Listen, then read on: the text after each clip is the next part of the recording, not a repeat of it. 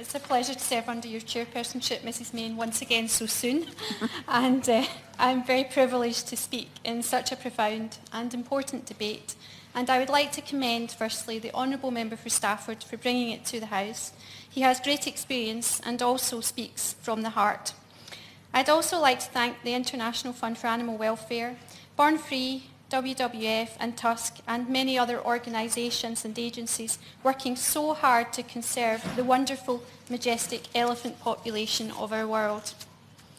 The Honourable Member for Stafford outlined with great veracity the need for this debate today to stop the decline in elephant numbers, currently at 400 to 450,000, the grave issues that are at large regarding poaching, the emergency of the situation that we face internationally, and his own personal experience in Africa, in Tanzania and beyond.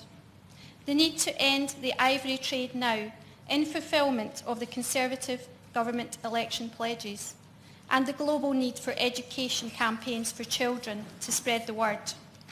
I'd also like to thank the esteemed member for Bassetlaw for his contribution. He spoke, as always, with great emotion. He spoke about the people's petition, the people's voice, who assert the need to save endangered species for the sake of the next generation. He made the excellent point that we want to conserve elephants in the world, not just visit them in zoos. He also described the important issues that MPs can raise, our responsibility, on every delegation visit we have to countries where there are endangered species. MPs, ambassadors, ministers, the United Kingdom government can and must do more. There was an eloquent contribution from the member for Mid Derbyshire, whom I know feels especially strongly about this issue and who will work hard, as always, to achieve concrete results. She raised the important issue of combating criminal activity as part of the overall strategy, emphasised the need for urgent action, wants to see the UK be a role model and lead the world on taking this issue forward, as currently we are falling behind, and raised the important issue of the escalation in the illicit wildlife trade. The Honourable Member for Newport gave an excellent contribution always. She informed that 30% of Africa's elephants have disappeared. She raised the issue of the UK government's action at EU level, which has sadly been lacking, and asked about the destruction of stockpiles and the government's lack of action in this aspect to date. There was also a very thoughtful contribution from the Honourable Member from Taunton Deane, who spoke from her own experience of the majestic elephant population and visits to elephant sanctuaries, spoke about the importance of tourism to local livelihoods and sustainability. And my honourable colleague from Rutherglen and Hamilton West, who urged the UK government to take the step towards implementing a total ban on ivory and highlighted that the cost of ivory is the extinction of elephants from our planet. The Honourable Member for Kensington. Yes, indeed. Thank you very much. The Honourable Member mentions about all these things and what the government is going to do, but they have said they now plan to widen the UK ban on ivory sales. Would she like the Minister, when she replies, to be able to respond to that and explain exactly what it means? Yes, of course. I would like the Minister to explain in detail what the government means to do in this very issue.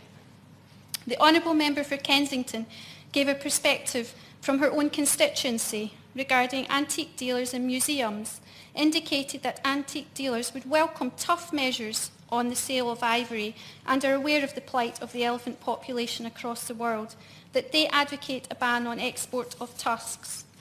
And the contribution of the Honourable Member for Congleton, who I nearly intervened on at the start before she even had a chance to speak, who made a very measured speech, as always, emphasising the severe decline in the elephant population and speaking of the work of the International Development Committee that she's dedicated herself to, but the very important issue of jobs and livelihoods, and asked that the Department for International Development do more to protect wildlife in the countries that they are active in.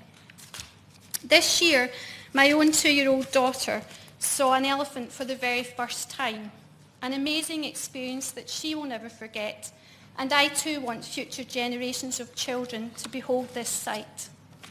So time is of the essence. We must act now. If we don't, elephants could face localised extinction. In some countries of Africa, including Senegal, Somalia and Sudan, elephants have already been driven to extinction.